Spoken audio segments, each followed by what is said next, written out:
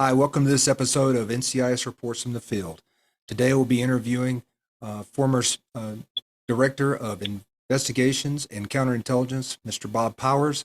Special Agent Powers was born and reared in Boston, Massachusetts. He attended the University of Massachusetts at Amherst and received a bachelor's degree in business administration as a 1985 graduate of the Harvard University Senior Executives and National Security Program. He served in the U.S. Army as an armor officer from 1961 to 1963, which included a tour of duty in the U.S. Army's 8th Infantry Division in Germany. He joined the Office of Naval Intelligence, the predecessor of NIS, the Naval Investigative Service, as an agent in 1964. During his career with the Naval Investigative Service, Special Agent Powers has served in Boston, Massachusetts, Newport, Rhode Island, Iceland, Vietnam, 3 times in Japan, and Washington, D.C. 3 times as well. He has been a special agent in charge at Iwakuni, Japan, Bethesda, Maryland, Washington, D.C., and Yokosuka, Japan. He also has served as Assistant Department Head of Criminal Investigations as Assistant Director. Special Agent Powers served 2 years as Regional Director for Operations in Japan before returning to Washington to become the Director of Criminal Investigations in 1986. He served in that capacity until he was appointed Director of Investigations and Counterintelligence. I want to welcome Mr. Bob Powers. Mr. Powers, it's great to have you on the show today. Okay, I'm ready to go. Where do you want me to start? Well, Bob, if you don't mind, I'd like to call you Bob if that's okay. That's fine. All right. Super. So let's just talk about your where you grew up. I mean, your family. Talk a little bit about your family. Love to hear about that. I grew up in Boston, Massachusetts. One of 7 kids, a large family. Nothing unusual about my childhood, although I did go to the oldest high school in the United States, Boston Latin School, and went on to college, University of Massachusetts. Interesting. Wow. Graduated, went into the Army for 2 years, ROTC requirement. Ended up going to Germany.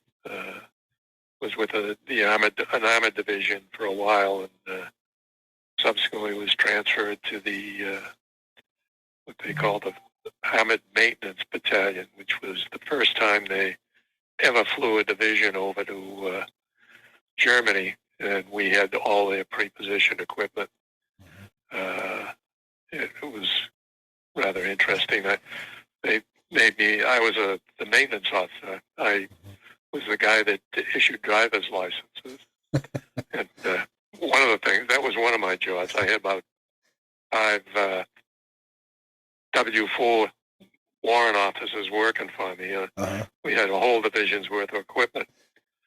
And being the maintenance officer, I said I issued driver's license. The interesting thing was I was 22 years old. Sure. I had never had a driver's license in my life. The first driver's license I ever had, I issued to myself in Germany. Oh my goodness. It's something. Went down, bought a Volkswagen. I said, it can't be that hard. There's too many people doing it. Drove it out of the dealership, and I said, this is easy. Got on the Autobahn, and because I had to get the other side of town. Mm-hmm. Went first gear, second gear, and tried to put it in a 4th gear, and I put it down in the 2nd gear. Almost killed myself in my first drive. It was in a Volkswagen Beetle. In a Beetle. In a Volkswagen Beetle. Yeah. I was working for a captain at the time, and he was over there. He had been drafted in because of the Berlin thing. He wanted to get the hell back into the States. Mm-hmm. Jimmy Jones, a character from D.C. So he said, now you got a car, you can drive me to work. Well, the first day we drove to work was about 5 o'clock in the morning, of course. We stopped at a traffic light in Kaiserslautern and got rail-ended by 2 drunk GIs. Oh, my God. The German police showed up, and then they saw us all Americans. So, and the MP showed up, and of course they asked my license and how long you've been driving. I said, 5 days. And they said, no, not here in Germany, your whole life. And I said, yeah, 5 days. Jones was going to have a heart attack. That was the last time he ever drove to work with me, by the way. Oh my gosh. But I did. We eventually got the First Armored Division from Fort Hood over to Germany. They took over the equipment, which was in terrible shape when we took it over.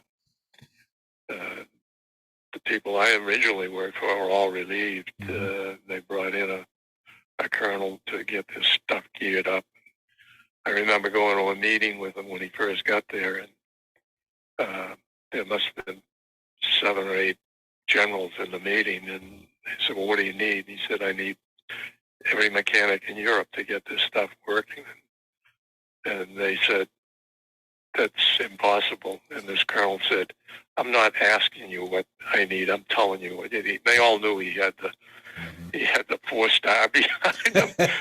So we got what we needed, got the equipment out. Fortunately, I left before I had to take the equipment back in. So I got back, I was looking for a job. My sister was the secretary for the supervising agent in Boston. So I interviewed a couple of places in private industry, and so I said, look, she said, they're looking for agents in that place, why don't you come in? So I said, okay, and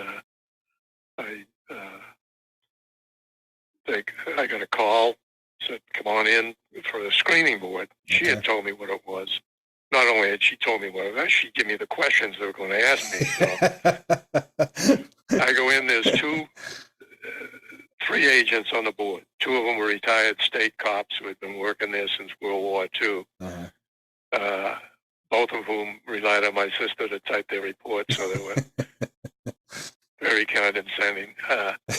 The other guy was a young agent. He'd only been on 6 months. And the 2 retired state cops each asked me one question during the screening board.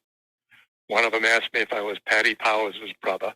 That was my sister. And I said, yeah. And the other guy asked me if I was an Irish Catholic. I said, what is it? The poor young agent was in there, asked me the questions. Like I told you, I had all the answers. I walked out of that place and I said, this is the craziest thing I've ever heard of. I went home. I didn't hear anything for about 2 weeks. I was in bed. My mother woke me up. She said, there's a telephone call for you about 9 o'clock in the morning. And it was the supervising agent from Boston. He says, where are you? You're supposed to be in work today. And I said, nobody told me. He said, didn't your sister tell you? And I said, no. Oh my goodness. That's how I got into work. Oh my goodness, that is funny. Wow. What a way to start a career. What a way to start a career. Frankly, I was working for about, I don't know how many months, several months, and I was just doing nothing but BIs, and it was really, sure. I really didn't like it. So my sister said, hey, they got an opening there coming up in Newport, and they do criminal work down there. So that's how I got down to Newport. Worked for Dan Sweeney. I ultimately worked for our headquarters. He was the director of criminal investigations, so I was his deputy. Okay. I got in Newport I was there for about 1.5 years, and I said I wanted to go overseas, and I said, well, we don't know if we got anything opening, and I think they offered me Iceland and Okinawa, and I said, gee, Iceland's Europe, I'll go there. Yeah. So I was the first civilian agent they had to transfer it out of Nisro, Boston. Wow. Transferred overseas. They had never transferred anybody else overseas. So there just weren't a lot of guys. So I ended up going to Iceland, which was supposed to be a 12-month tour. And at that time we had I think it was a lieutenant commander who was in charge of the office, and 1630, an intelligence officer. There was 2 civilian agents, 1 enlisted agent, a chief who was under civilian cover. Nobody knew he was a chief. Uh-huh. And we had a couple of admin people, both of whom were military.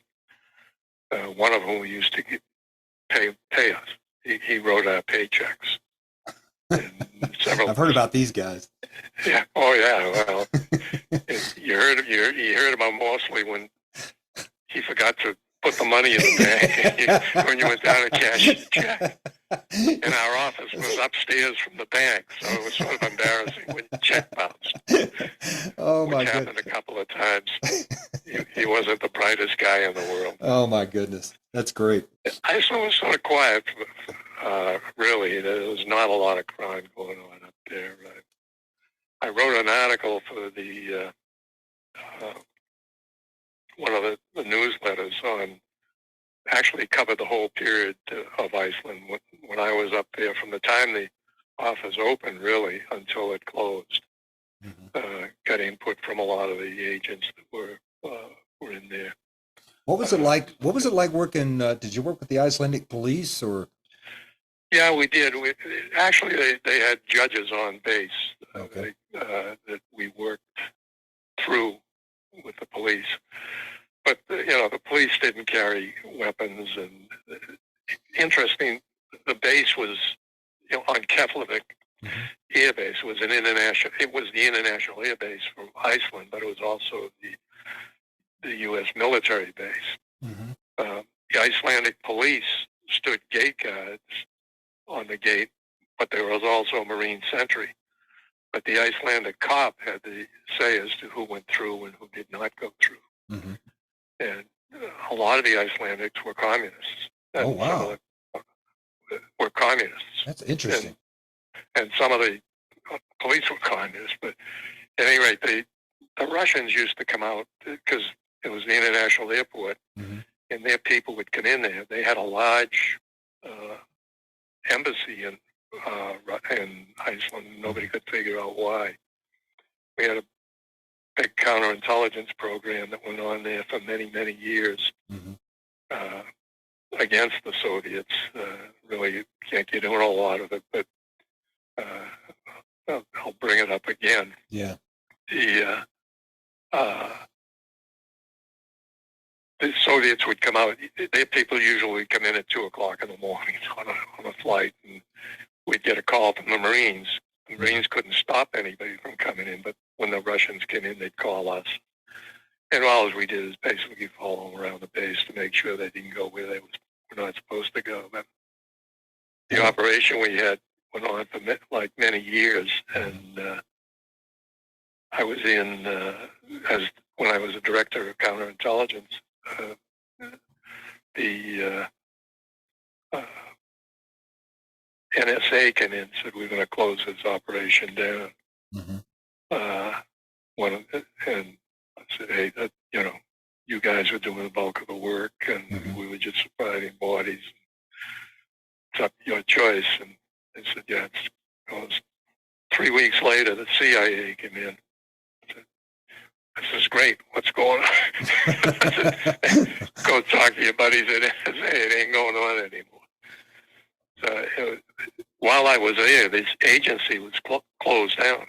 Really? They had a 2-man office there, and the ambassador said we don't need it. They tried to close us too, because we had a counterintelligence mission. The only thing that kept us there was we had the criminal mission.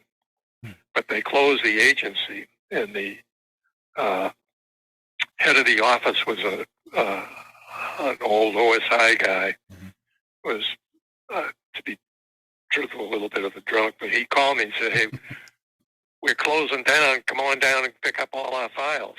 I said, okay. Oh, wow. So I went down. Unfortunately, he wasn't there because it was like 10:00 in the morning. I don't think he came in till who knows when, but the secretary was there.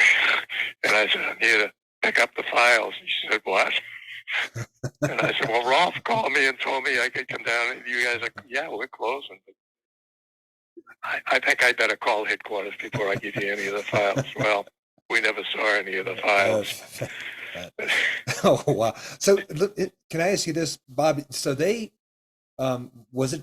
Do you believe that the reason why they kind of shut down the agency's operations and then tried to shut down your operations because there were a lot of communists in the Icelandic No, government? an ambassador who didn't think that we needed an intelligence Oh, I see. operation going against the Icelandics because he didn't feel there was any real threat going on. Sure. They're a CI type threat. Hmm. But the Soviets, like I said, had much larger embassy than the U.S. embassy, and Hmm. nobody could ever figure out why. I don't know if it's still the same way because we don't have anything up there anymore. Right. But like I said, I was supposed to be in Iceland for 12 months, and the end of my tour was coming up, and the lieutenant commander who was in charge of the office, he had orders leaving, and I had none. So he said, you got to get some order. You're supposed to be gone before me. And he said, well, I'm going to call headquarters. And so I was there when he called headquarters and said, got our personnel people on. He said, what are you going to do with Powers? He said, what do you mean, what are we going to do with Powers? He said, well, aren't you going to transfer him? And he said, what do you mean? He's in Newport, Rhode Island. That's what headquarters thought I was. I said, the hell he is. He's standing right here in front of me. I said, oops, we thought we had transferred. Oh my goodness. That is hilarious. That's hilarious. But from there, I went to Newport, back to Newport for about a month. And I really wanted to go overseas again. And because Vietnam was open and they were taking anybody that would go. And I put my hand up and went over. Interestingly enough, I had two brothers who were over in Vietnam the same time as I was. One was a major in the Army and an intelligence officer, and the other was a Marine grunt in Amtrak's. I got to see both of them over there because I had more flexibility in travel. They never got to see each other. Fortunately, we all got out of there without any problems. Yeah, thank God. So which office were you assigned to when you went to Vietnam? I was assigned to Da Nang. Okay. And we had a good sized office there. And initially, when we got there, we lived and worked in the same building. You'd work there in the day, and then you'd have a cot there at night and sleep there. We finally got a building that used to be a building for the secretaries at the French consulate, a 3-story building that was basically nothing but bedrooms for the secretaries, and we got that. And we were able to move our living area into that building. But it was an interesting tour. I had sent you a case file. I don't know if you saw it or if you were able to read it on a fragging down in. There's a lot of cases. I brought that fragging case up for a specific reason. There was a lot of publicity about fraggings going on, and I was there a year, and the only fragging that I was aware of was that one that I worked. At the time, I was assigned. If you were assigned to Da Nang, you did a 1-month tour at Chu Lai, which was an air base down south of Da Nang. Okay. And so it was a 1-man office when you were down there. And agents from Da Nang supported it. That particular case,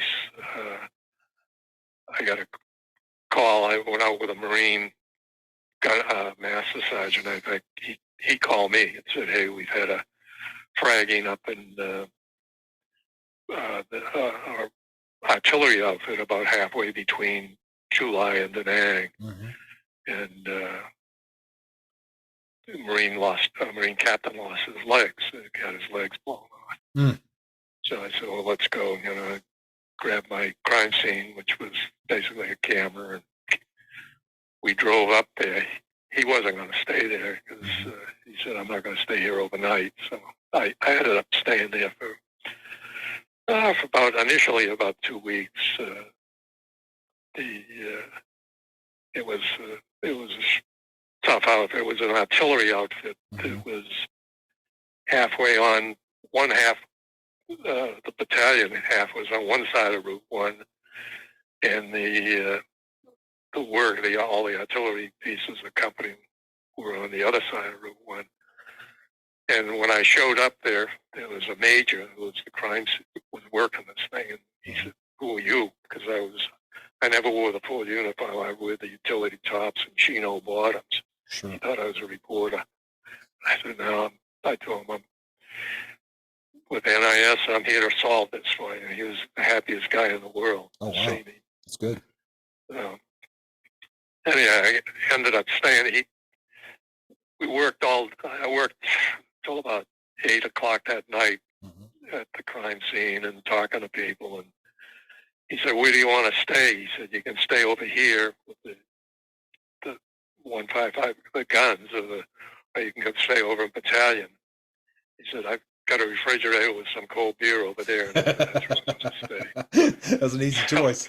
we had to go over from the artillery outfit to the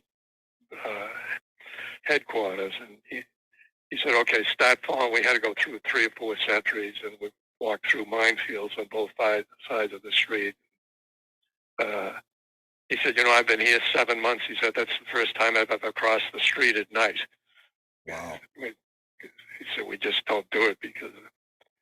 But they gave me a tent, a 2-man tent that I would interview people on, and they would come in with their rifle, and I had my pistol on the desk. Twice while we were talking, we got hit by mortars, and these guys, they knew it quicker than I. The first time it happened, all I knew is I saw the guy's ass headed out the door, and I heard the boom, boom, boom, and I said, "What the hell am I doing here?" But nobody wanted to have anything to do with the blowing the captain's legs off. And yeah. I had one guy come in and give me a bag full of at least 20, 30 pounds of marijuana. Wow. And he said, "Look, I'm the biggest drug dealer in the outfit, but I didn't have anything to do with it. Blowing the captain's leg." I said, "Get the hell out of here." I kept the marijuana. I ended up burning. I never even reported it. I had other things going on. I did report it to the command. I told them, "Hey, get rid of this guy." Wow. In the end, I got at least, they had a berm around there, about 100 yards away from their berm, from their guns and the artillery and their tents and all that stuff. And talking to guys, I got at least 6 guys admit to throwing hand grenades on their own position. They used to call it war call. They'd go out there, they'd get out on the thing, and they'd tell everybody. Everybody below gunnery sergeant knew what it was, what war call was. They'd let them know in mess hall, "Hey, we're going to have war call at 2 o'clock tonight." They'd go out and they'd throw a hand grenade back in their position. Well, it was 100 yards from the berm to any position, so all it was a grenade go off. But then everybody would have to fall out to the position, to the berm. So I had my suspect probably the second or third day. I had a guy that was a suspect, and I talked to him. I sent a message off. This guy had been arrested 9 times before he'd gone into the Marine Corps. It was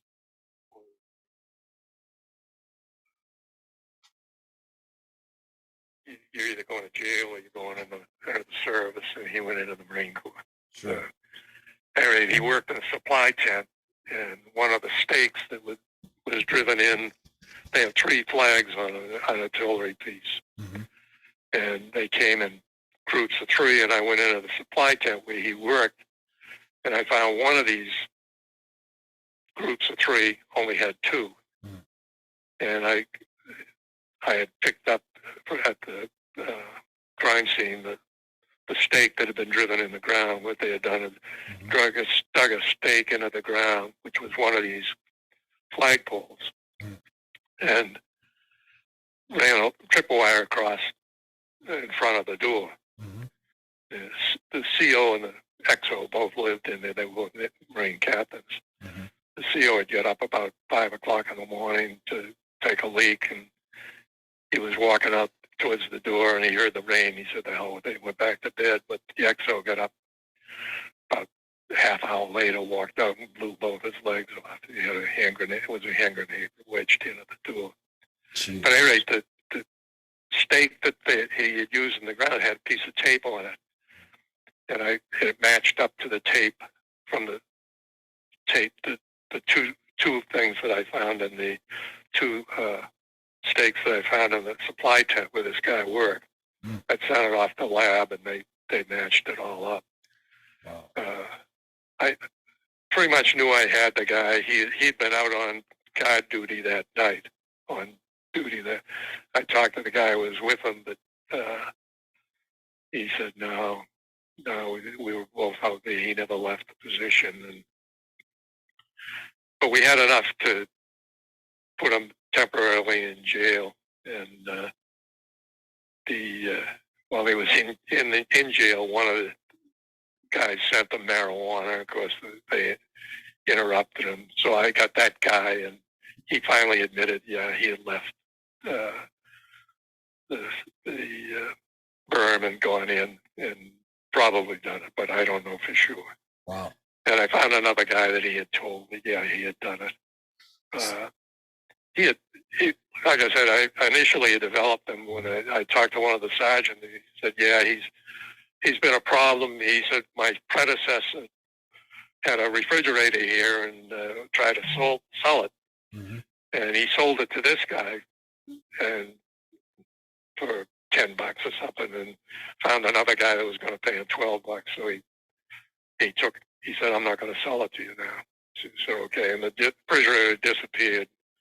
And after this guy left, one of the guys was found a piece of rope outside the supply tent and started pulling on it, and they finally dug up the refrigerator. This guy had stolen it. He was just a bad apple. Oh my God. At any rate, I never did get to testify at his court-martial. They did court-martial him, but I was up in Japan by the time. I thought I was going to go back, but he pled guilty. So, Bob, when you were talking to this guy, a lot of agents use themes to try and get into the mind of the individual so they can, get some type of confession or admission. Did you use any type of theme based interrogation to talk to this guy? No, when I had first talked to him, he admitted that his previous arrests and everything. So I knew I was dealing with a guy that had been around the block. I didn't know how bad until I got his record back. Yeah. And then I talked to other people around here. But I talked to him. The first time I talked to him, I probably talked to him for about 3 or 4 hours. I was getting nowhere, so I said I had other people to talk to. It was early on in the investigation, but he was my suspect basically the whole way. The second time we talked to him, we had brought him up from the brig, and Pete Segiston had come down to help me on this thing, and we talked. When we brought him in, as soon as we warned him, he said, I'm not going to talk to you guys. Yeah. So we said, okay, you're going back to the brig. And he hadn't been in the brig. He was still in the outfit because he had his weapon. Oh, wow. And we took his weapon away from him and turned it over. And he said, you can't drive me back into July without a weapon. He said, what if? And I said, don't worry, we both got pistols. And yeah. He said, but that's not enough. He said, what if something happens? I said, well, that's luck. We drove him back and turned him over to the brig. That's the last I ever saw of him. Wow.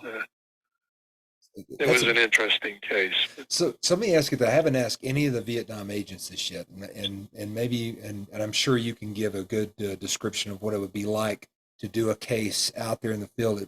I'm sure it'd be similar to what we would have had in Iraq. But when you were working out in the field, there's no computers. I mean, this is before computers. No, There's no you're certainly not taking a typewriter with you out there. I mean, no, so how are you documenting the casework? just notes. You Notes. take notes. Okay. Yeah, and you're right. That's how it was done. There was nobody carrying any kind of gear to the field except weapons. Mm-hmm. And if you went out with a Marine outfit and stayed with the outfit, like that outfit, we got hit, I don't know, several times while I was with them, and that was not in a bad part of what was considered a bad part of it. We were about, like I said, about halfway between Da Nang and July. Mm-hmm. We had a lot of guys going up north, and where there was really a lot of action. Wow. But it was a crazy, crazy place. And we didn't have, none of us had uniforms. We had, like I said, I wore a utility top and chino pants, and a couple of the guys would wear the whole thing. But if you did, you'd get stopped by some Marine officer. Say, "Where the hell are you?" You'd have to identify yourself and say, "I'm not a Marine." Yeah. If you had half a uniform on, you didn't have to worry about it. Yeah. But, we did serve the Navy, but most of our work was with the Marines up north. Saigon, it was more with the Navy. It just covered everything. It was drugs. What's amazing, the amount, you're the second interviewee I've had that talks about the amount of marijuana that you would see with Marines, and nobody was getting prosecuted for that. No, I mean, you could buy it anywhere. You'd walk out of any exchange and there'd be kids out there selling marijuana or pornography. I mean, it was just rampant all over the place. Wow. But I was a little surprised that this kid had so much of it. He must have been doing a pretty good business. Wow. But I was guess told so. Not that much. I don't know how what was true or not. After the business on the walk hall, the guys throwing me getting at least 6 guys, and there was more throwing hand grenades, that they pretty much broke the whole outfit up afterwards. They brought in a lot of new people, and all the officers were gone, that's for sure. So, Bob, when was this in Vietnam? What year were you there? I was there in 67, 66, 67, I think. So you were there before the Tet Offensive and kind of the early years. I left just before the Tet Offensive, yeah. Wow. And so when you guys went there, you flew obviously probably from San Francisco into Vietnam.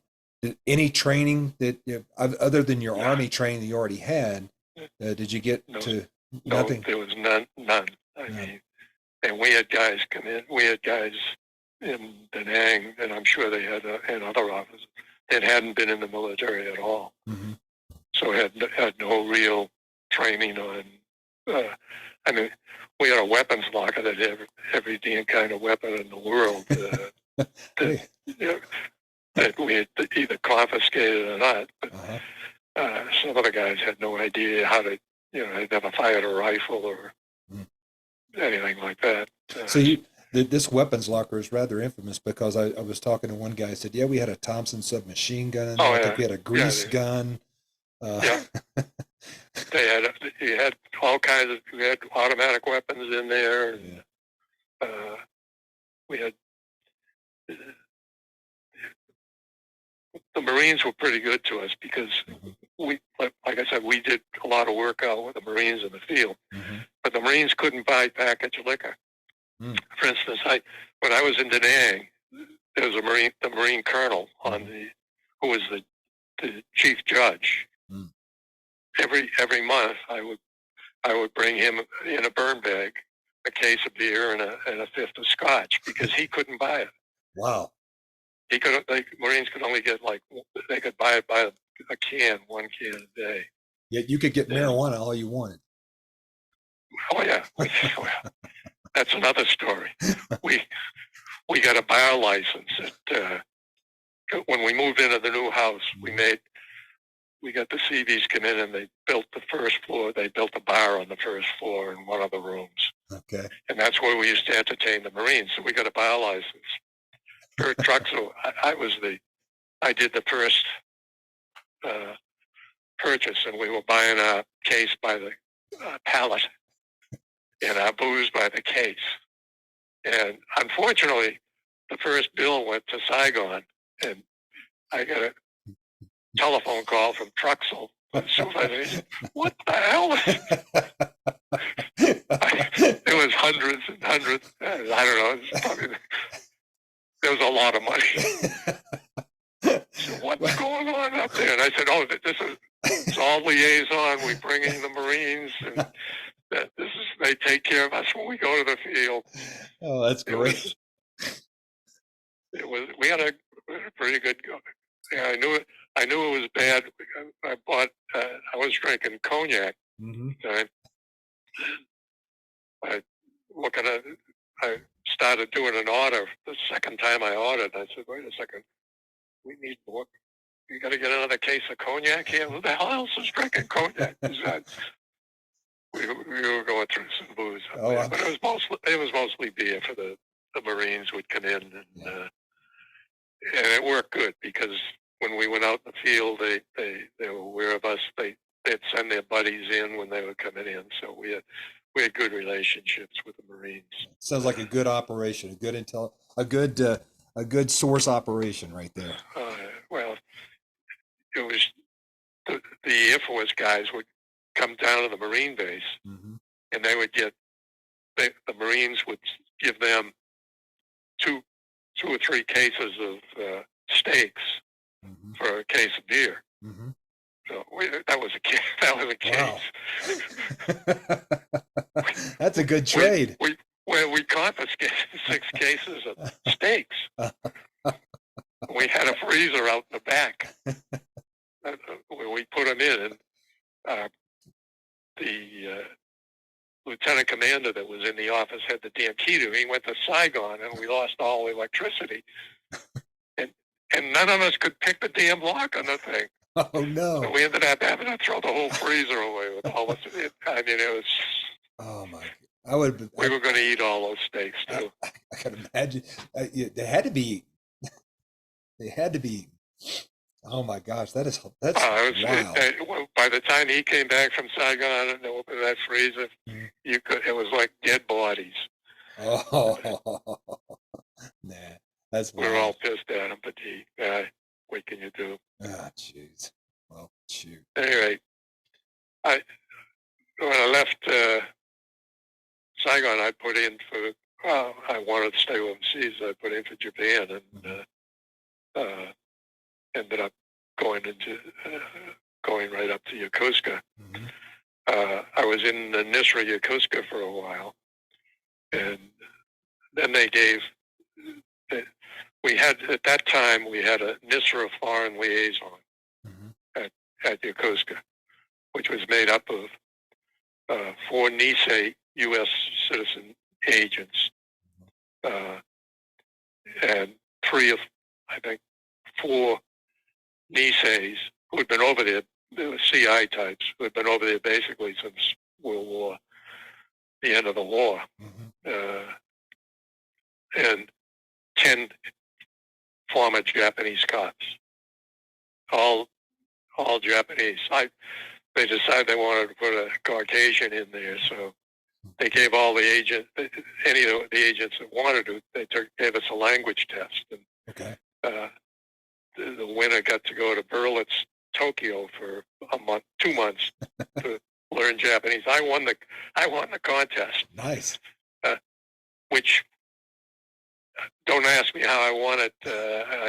In my senior year in high school, I flunked French and Latin for both years. They brought me in and said, "If you get accepted to college, we'll graduate. If you don't, you ain't getting out of here." I said, "Fine." But I had a lot of language, so anyway, I ended up going there. I ended up in Nisra Foreign Liaison, and that's how I got working on this, the other case that I sent you, which is was the case I wanted to talk about in Japan. It was a CI investigation. Well, let's talk about that because I tried to open it, I couldn't get it open. And I'm No, really interested to hear about this. I couldn't even open it. I wrote it so long ago. It's a WPS file, whatever the hell that is. I get my son up here. He's a computer major. He teaches it, so maybe I can. Yeah, you get it open. At any rate, this was called Operation Gold Fielding. There was a, I don't know if you ever heard of it.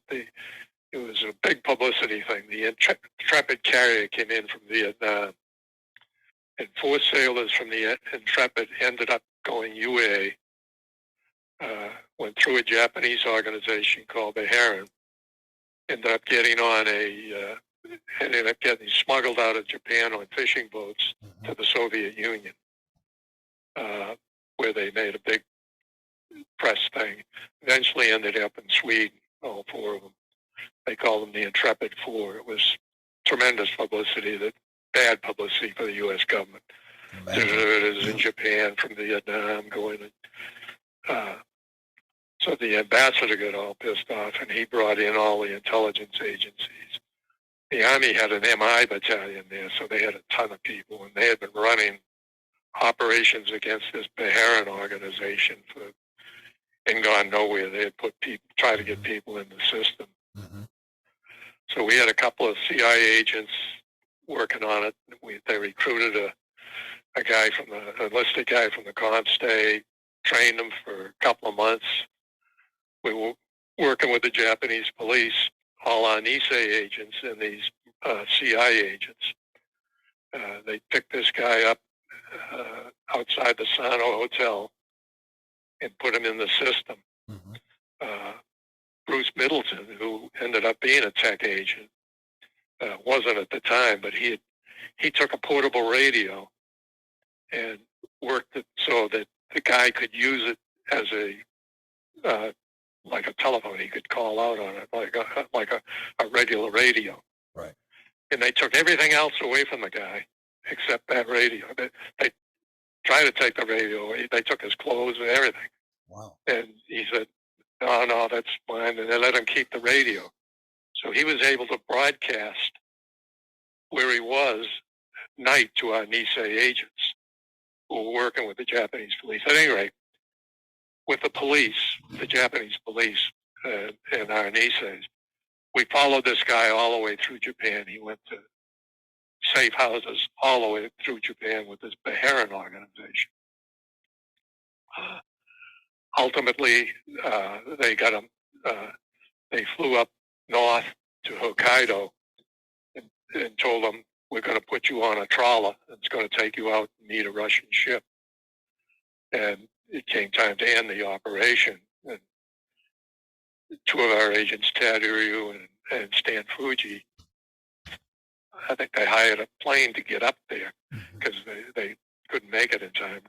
But at any rate, he came out of the safe house, and they had another deserter with him, a real deserter. Mm-hmm. He was an Army guy.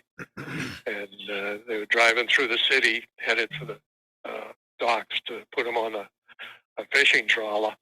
And the Japanese police busted him with about 5 cars, grabbed our guy, isolate him like a prisoner, gave him, and grabbed the real deserter. So we had a real deserter out of it.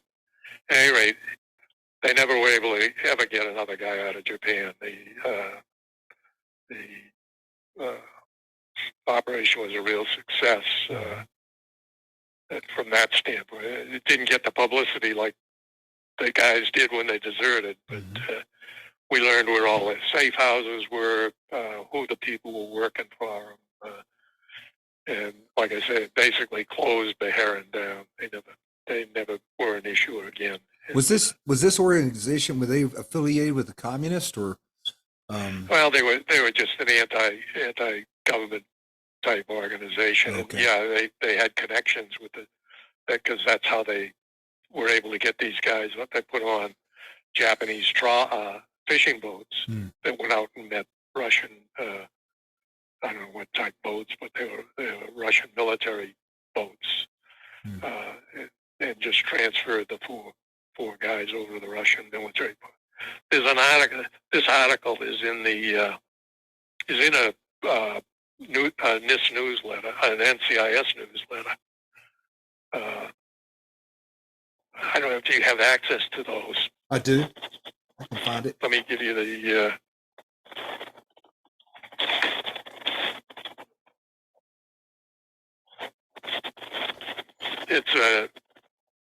It's a fall of 2012, I'll look it up. volume 2012, number 2. And it's just a 2-page article in there. I'll have to look that up. So what happened to these 4 sailors? So they went to Russia. What happened to them?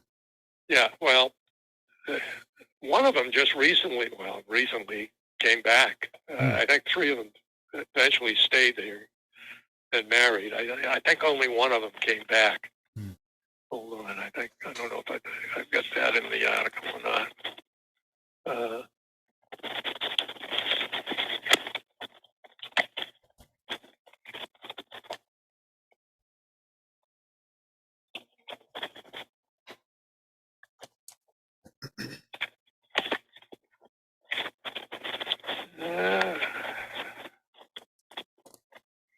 Let's see.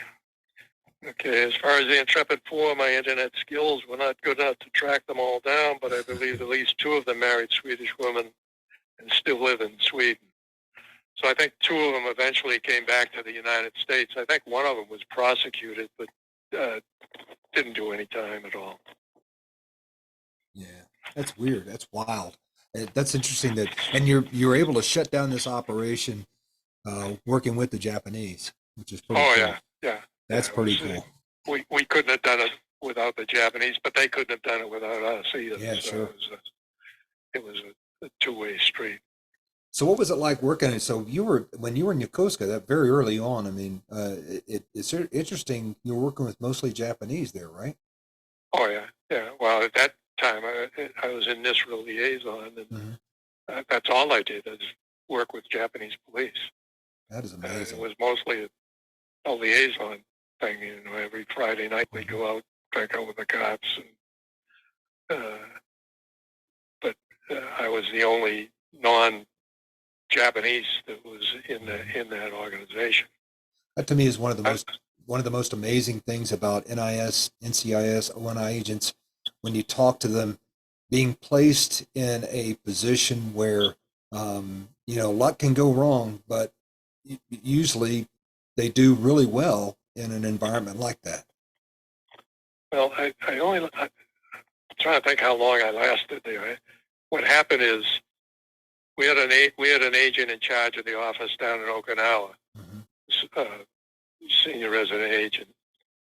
I believe he's passed away by now, but at any rate, he had a board. The office was located down on the naval base, which was down at the Naha, which was down at the bottom of Okinawa. All the Marines were up north. Yeah. He had a board that had 25 numbers on it, and he just stopped accepting cases after 25 numbers. Oh, wow. Mostly with Navy cases. He was doing the Marine CID was running everything up north. Yeah. But he finally came, it's time for him to transfer. Tony Perrin came in and took over the job. And one of the first things he did was transfer the office up to the Marine bases in the middle of the island and started accepting every case that we should have been taking all along. Right. And I mean, the caseload went up to about 100 very rapidly. Because every Marine you had going to Vietnam, coming and going, passed through Okinawa. Did that cause They had a large presence in Okinawa. Did that cause any problems with CID? Usually the guys coming back, the first thing they did was go down to the American Express bank and open an account and get a checkbook and empty their checkbook, and a week later they were on a plane to the United States because they're only in country for about a week. Wow. Sort of process. They used to process them out through there. Uh-huh. So, but there was all kinds of other problems down there. They had all kinds of drug and assault and homicides.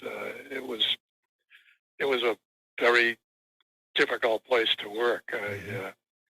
I was down there for 6 months, and I got a call from the supervising agent. He said, "How would you like to go to Iwakuni?" And I said, "I don't know where the hell Iwakuni is, but I'll go anywhere to get out of here." I had never worked so hard in my life. That time down at Okinawa, I mean, they were just... Okinawa had the reputation of being the Wild West in those days, right? Oh, it was. It was, at that time, it really was. To me, there was more going on there from a criminal standpoint than Vietnam. It was just more recognizable there. Sure. And we had, at the time, it was still under U.S. control. Right. There was a general there that ran we could get a search warrant for a Japanese house. Oh, wow. Okay. It was still occupied. It was still under the occupation. Sure. The agency had a large operation there in Okinawa at the time. But as soon as it reverted over to the Japanese, the agency pulled everything out of there. I think their Air America headquarters was in Okinawa at the time. Wow. But yeah, it was from that aspect of it. You really didn't have to pay any attention to the police, and they weren't very helpful because they knew they couldn't do anything because the U.S. forces were the power to be in the country. Mm-hmm. It all changed with revision. I mean, when the U.S. forces there, we were driving on our side of the street, and when they reverted, the Japanese went back to their side of the street. Everybody thought it was going to be terrible, but the Japanese are very good at stuff like that. Yeah. But yeah, it was different. At any rate, after about 4 months down there, I ended up going to Iwakuni, where I ended up my first tour in Japan as and my first job, I guess, as an SRA. Yeah, sure. At Iwakuni. And that was a busy place, too, because it was still Vietnam, and we had all kinds of troops coming in and out of there from Vietnam. Yeah. And every time, once they started pulling out of Vietnam, they'd get a levy, a company down there would get a levy or an air group. Okay, we want you to send 35 guys back. Okay. I can remember the first plane coming in like that, where they got levied. I don't know how many people. And every one of them was in handcuffs. Oh when the plane landed, they sent all their best people back. We had a full brig at Iwakuni. Oh my God! And we had a riot in the brig. They took the brig over. Oh my gosh! I remember. That's crazy. That was another. I mean, it was a small base, and and that's an air base, right? An air station. It was an air base. Okay. It's still there. So it was. I enjoyed it. It was a nice place. Mm-hmm. I went back from there. Went back to headquarters, actually. Mm-hmm. Well, before we go to headquarters, so tell me about this riot at the prison. They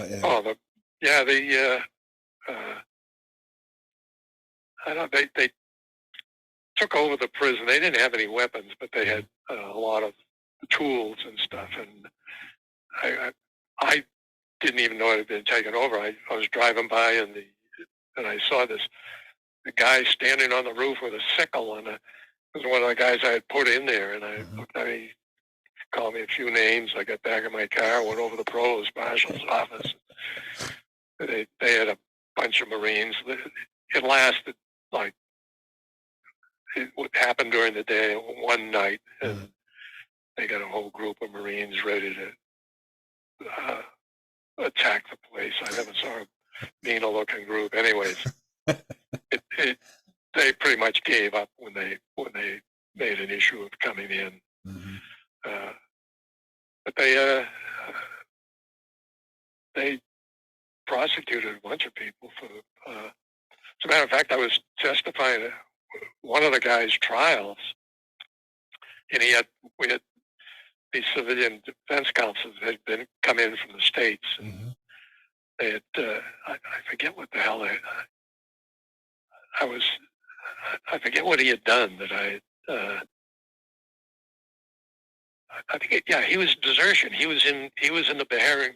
He had been in the Beharing group, and everything closed down, so he came back, and we got him for desertion, and that's what we were trying him for. Mm-hmm. But they were trying him for desertion and riot. And the civilian counsel wanted to talk to me. When they talked to me, all they talked to me about was the desertion, because we had actually picked him up in a house in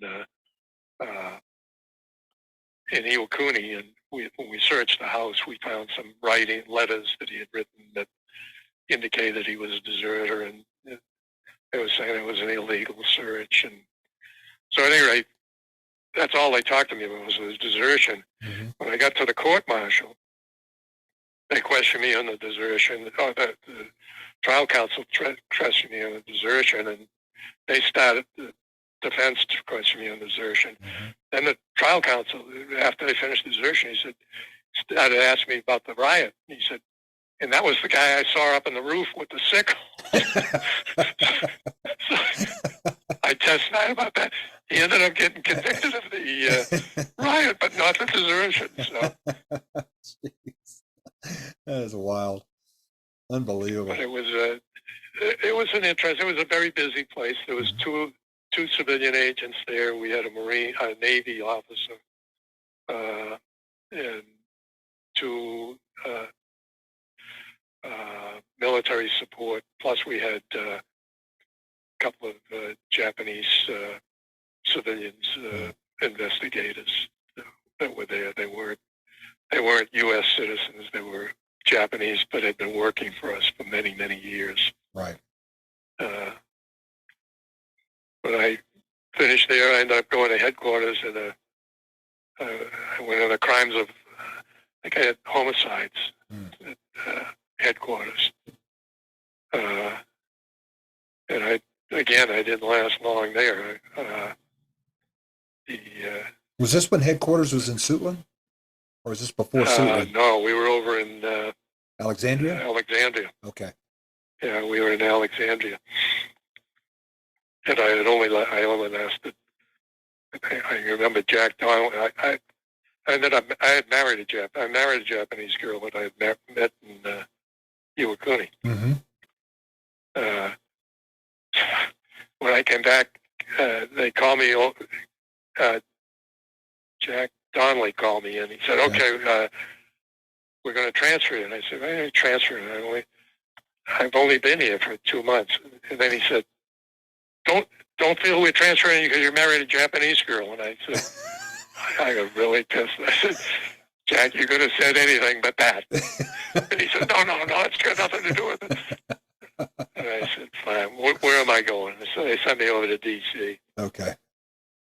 And but then again, D.C. was still half and half BIs, and as a matter of fact, I had a BI squad. There was a criminal squad, and I think 2 or 3 background squads in D.C. at the time.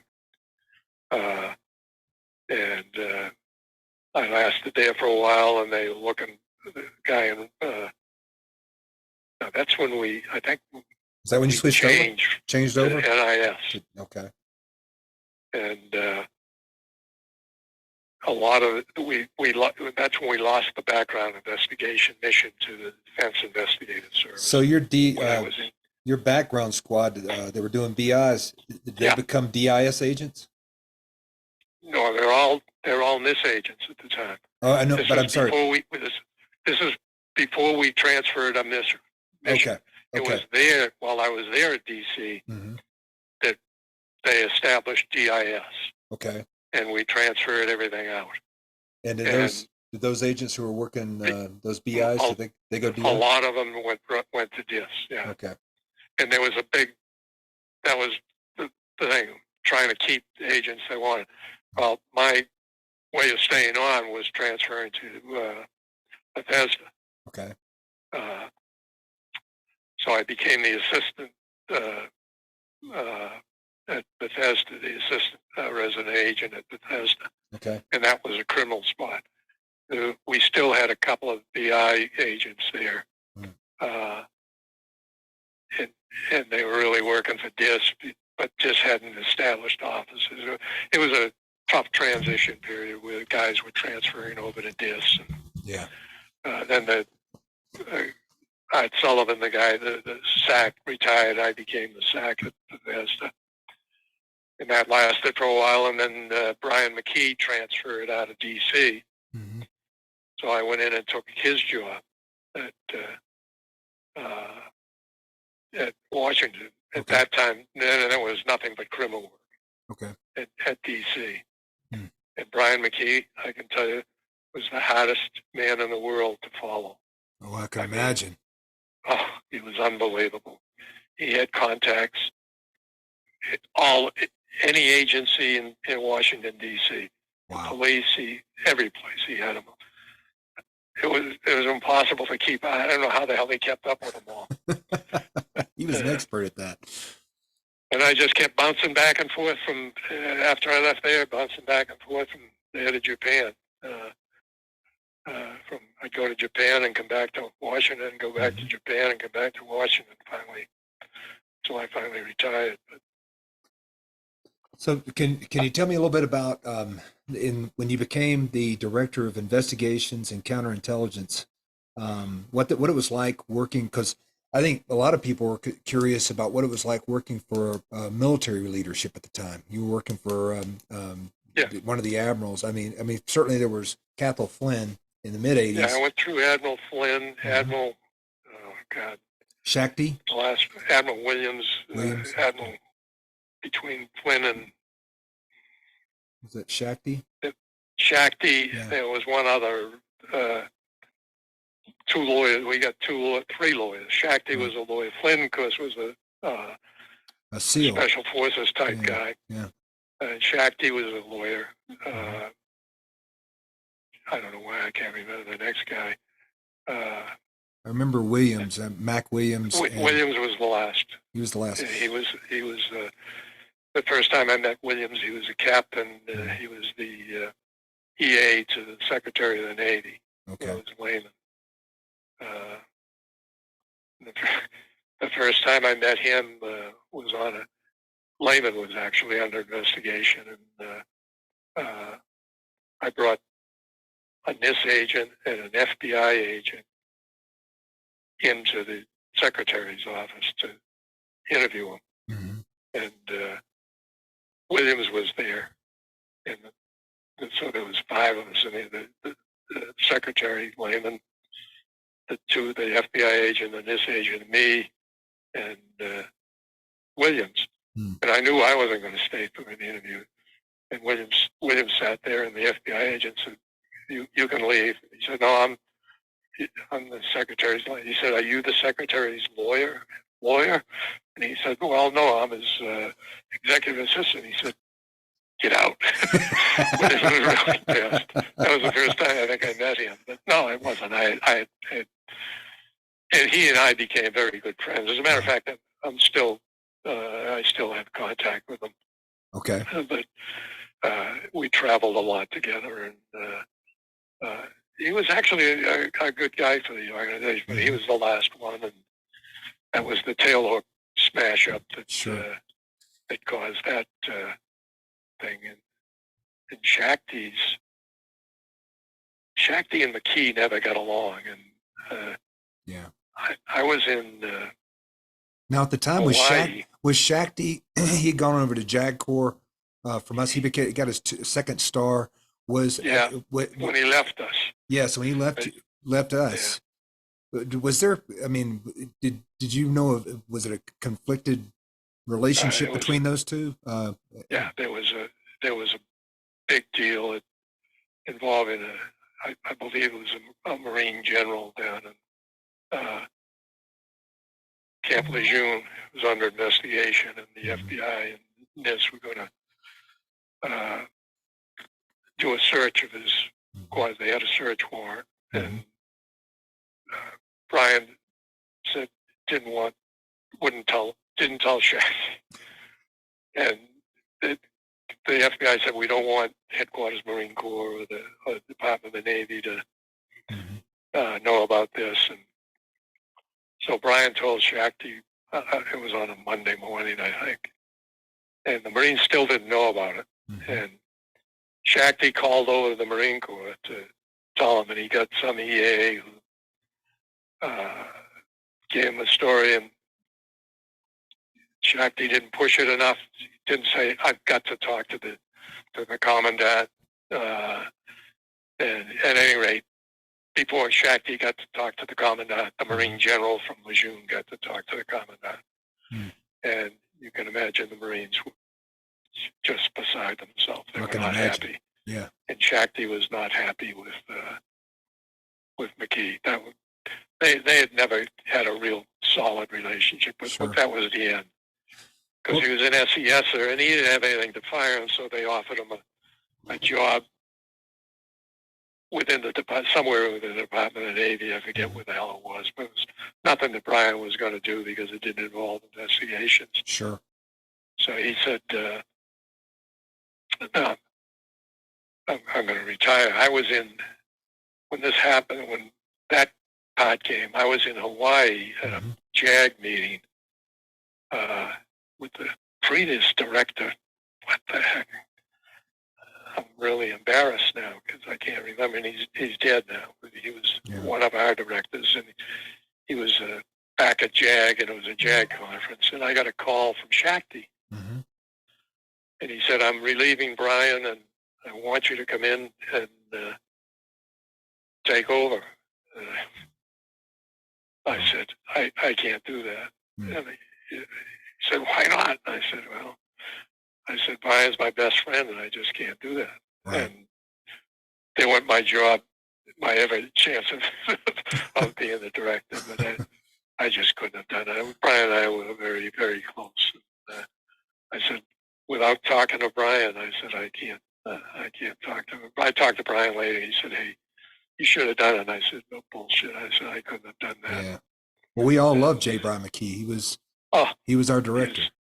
He was a great guy. Yeah. He did more for this organization than anybody all the time I was there. I can tell you that. Right. And I was there. I got the chance to meet him in San Diego. He's came in. Great people. Yeah, Dennis came in and took over for a while, and then I think Charlie Lanham came in and became the director.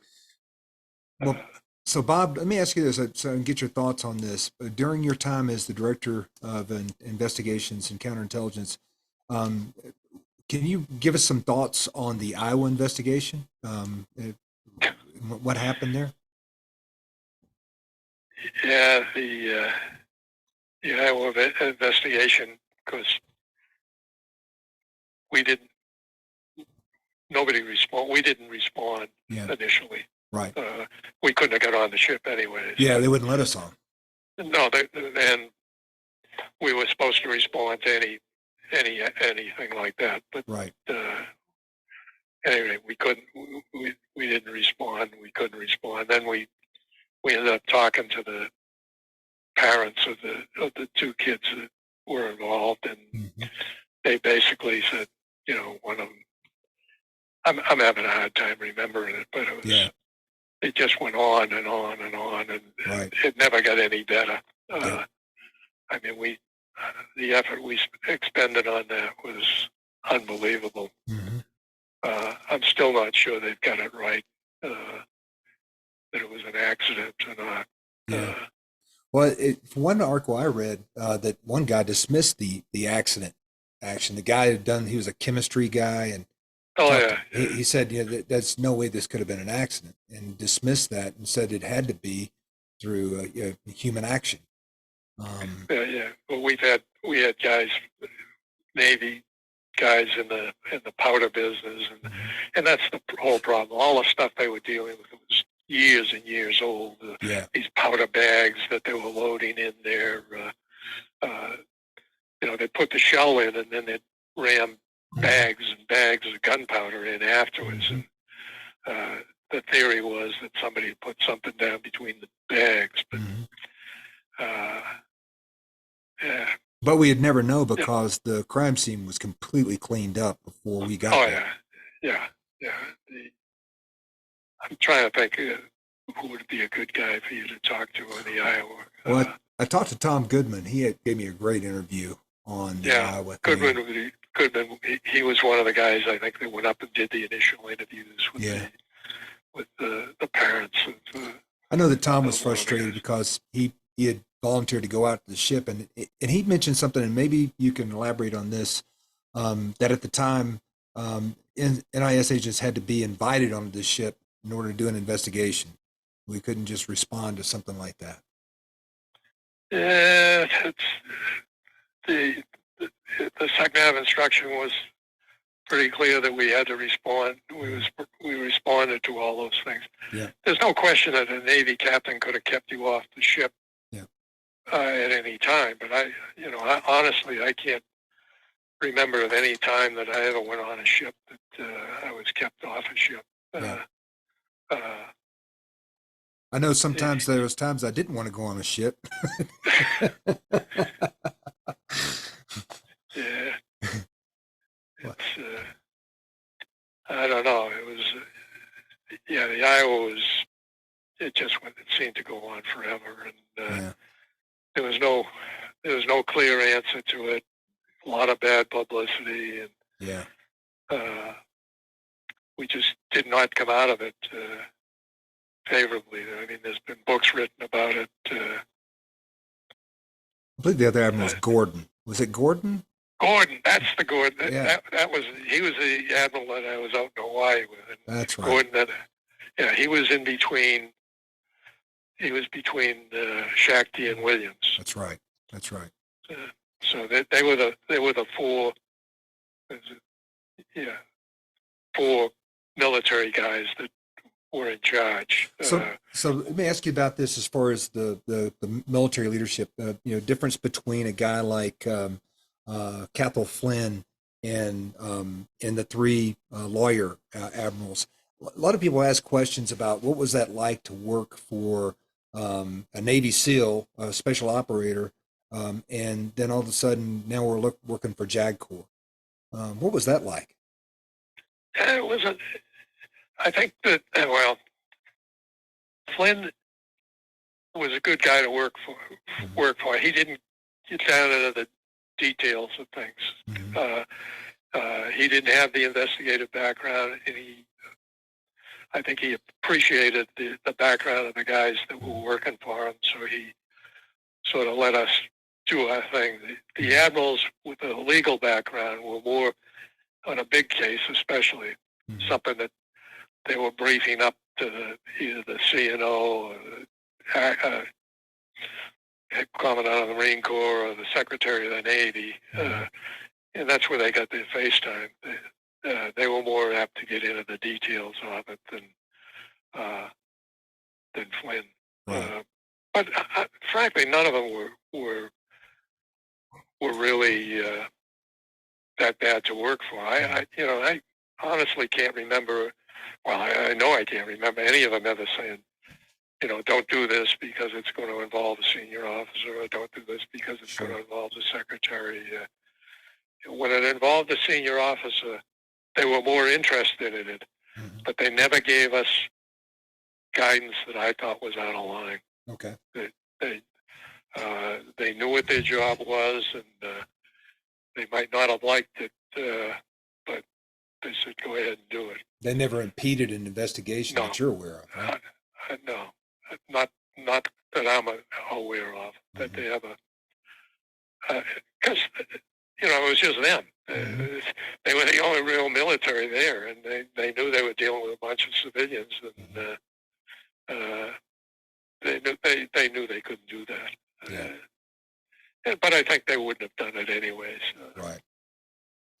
Well, from a legal standpoint. well, that had to be a fascinating time to be in the organization and in Washington D.C. working at that time. So, because I mean, we in the field, we never heard anything bad or good, bad, or indifferent. There was always rumors in the field, but I mean, there always have been rumors in the field too. So, Yeah, but it wasn't really anything unusual.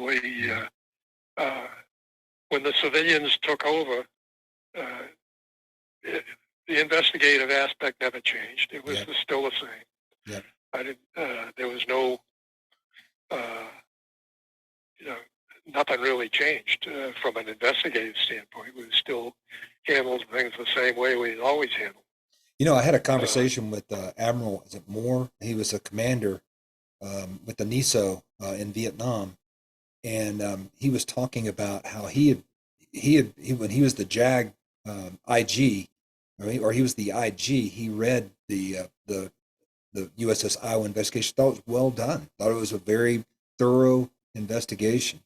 That NIS had done very good work in that case. So I just wanted to put that in there. Yeah, I think we did. We interviewed everybody we could. We interviewed practically everybody on the damn ship. I mean, and a lot of people off the ship. Mm-hmm. Every time somebody came up with a theory, we'd go out and look for the experts that could either confirm it or deny it. Sure. The Navy wanted to get it behind them eventually, though. Yeah. And it was the Navy that really come out and said, these guys did it. Our investigation, I like to tell everybody, we never changed the title of the Iowa investigation to a subject. Yeah, sure. It was always the Iowa investigation. It was the Navy who come out and said it was these two guys in a homosexual relationship. I mean, that's where they made their mistake. Yeah. The Navy made the mistake there doing that. Yeah.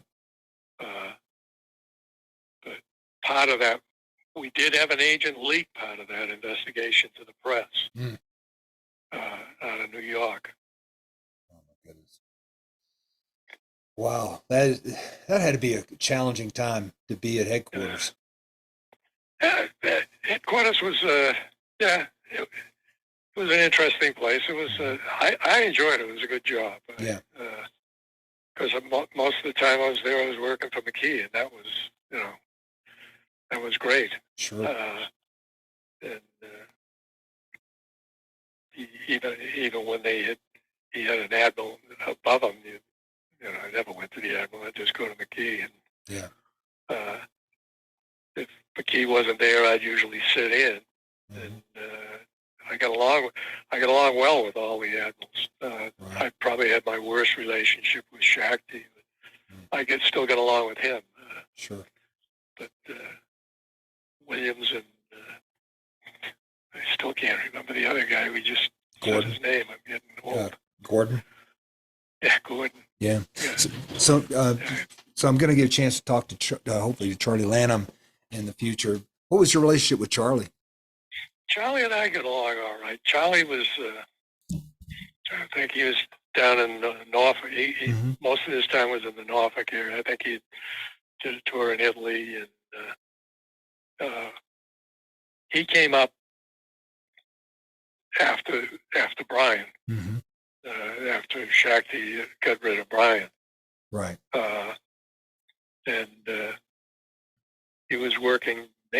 I'm trying to think if Gordon was. Yeah, Gordon. I guess Gordon was still there when he transferred over to Williams. But no, Charlie and I got along well. As a matter of fact, we still ask cards, send Christmas cards and birthday greetings. That's good. Yeah, I'm looking forward to talking to Charlie. It's been a lot of fun talking to you today. So when did you decide to retire? It was basically then they were going to change.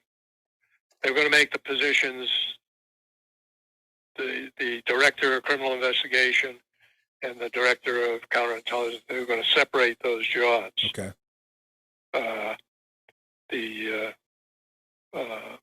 and they were going to make them SES jobs. Okay. I was still a 15. I see. And it was obvious to me that there was two Secret Service guys there that were going to get the jobs. Sure. So the director, he talked to me. He said, "Look," he said, "you can have any job in the outfit." I said, "The only job I would take to stay is to go back as the in charge of Japan, take the supervising agent's job." And I said, "But John Walsh hasn't been over there more than 6 months." He said, I'll send you. And I said, "No, I wouldn't do that." Then I went down and talked to the girl in personnel, and she said, "Well, they're abolishing your job, and if you go now, you can get $100,000 bonus." I was out the door. Wow. That's amazing. Well, that would, if somebody offers me $100,000, I'm out the door too. So, oh my goodness. I was about ready to go, but that was a super incentive. That is awesome. So what did you do after you retired? After I died, I worked for the Bureau for a while doing BIs, Bureau and State. I worked part-time for them. And, sure. I worked, I don't know, 7 or 8 years, but it got less and less until I finally just said, "The hell with this. I don't really need to work." But, so I just stopped working. I did I did a lot of basketball refereeing. Oh, really? But at a lower level. The highest level I ever did was in Japan. Okay. I did the Westpac conference, but it was mostly young kids. And, okay. And the local area that I lived in. And I lived in Alexandria. And, sure. I'd done it for all the time I've been there, off and on. I'd done it for about 30 years, and I had done it in the military and overseas. Right. Mainly basketball. I did both baseball and basketball. It's got to be a lot of fun. That was my really retirement, but I didn't make any money doing that. But, I guess not. But boy, what a blast! Although the Navy, when I did it for the military, I got paid, but for the civilians, I wasn't good enough to get paid. I don't think. That's good stuff, man. That's what a great retirement gig. Yeah, it was. And I moved down here to Roanoke, basically because my son was down here, and want to be close to them. Getting old, like I said. So, did your son? Did he follow in the lines of going into a career in law enforcement, or? No, he's a computer science guy. Good. As a matter of fact, he teaches math and computer science is what he does. Oh, that's nice.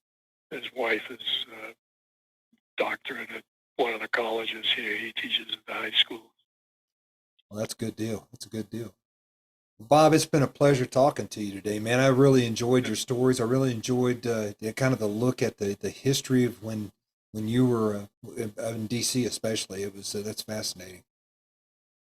Well, there's a lot I get left out, but somebody would go to jail if I told most of it. My hiring is one of the things. You know, it's funny. One of the best stories that I've talked to people are the screening boards and how they were run back in the day. Because when I went through my screening board, it was a 4-hour deal. You know, it was like a 2-hour deal. Then you take a break, and then another 2 hours. And I had Dave Swindle doing mine. And I tell people all the time that, you know, boy, the questions I was getting asked by Mr. Swindle. And I asked him years later, I said, you know, you asked me about, how the baseball team was doing out at Alabama. And then you asked me right after that, what's the range of a silkworm missile? I said, well, and this was when the Strait of Hormuz was having issues. And the silkworm missiles the Iranians were going to shoot these missiles. And it was funny because Mr. Swindle he goes, Lee, by the time we had gotten to that question, we knew we were going to hire you, but we wanted to go ahead and fill 2 hours of just questions, see how you react. I ran a lot of screening board. I didn't run them myself. I don't know if you ever ran into a guy named Sig Houghton. I've never run into him. He was in D.C. for years and years and years. He was my deputy. He was Brian's deputy too, Okay. at the NCIS, and he was a character, man. And he used to run the screening boards, and Lord knows what he used to ask. Well, it's just funny. I've heard everything from hand signals, yay or nay, to crazy questions. So it's I run. Well, mine's going to be one of the shortest ones on record. I mean, I don't think I was in there. I know I wasn't in there more than a half an hour. That's just great. Because, like I said, two of the guys asked me one question each. Uh-huh. And, well, your sister. The guy just asked me a list that my sister had given me. So it's obviously your sister had a great reputation in that office then. Oh yeah, they loved her. She could do no wrong. That's great. Well, Bob, it's been a pleasure talking to you, man. I appreciate you participating in this project, and I'm looking forward to seeing you at the next NISA convention again. Okay. All right. Take care. Thanks a lot. I appreciate you. Hey, thanks, Bob. Appreciate it, man. Have a great day, okay? Okay. Bye-bye.